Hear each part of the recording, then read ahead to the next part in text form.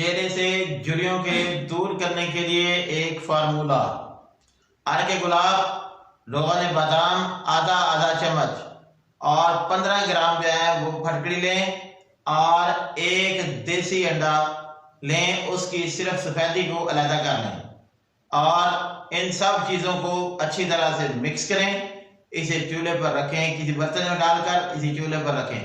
नरम नरम आग पर इसे गर्म करें। थोड़ी देर में ये लेस की तरह हो जाएगा। उसके बाद इसे उतार लें, ठंडा करें।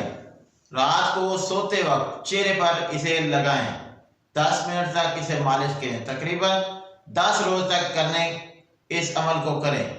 इंशाअल्लाह चेहरा झुर्रियों से पाक हो जाएगा, चेहरे की रंगत साफ हो जाएगी और चेहरा चमकने लगेगा।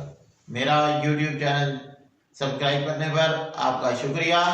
आपने मेरी वीडियोस को व्यू किया, लाइक किया और शेयर किया, उस पर भी आपका शुक्रिया।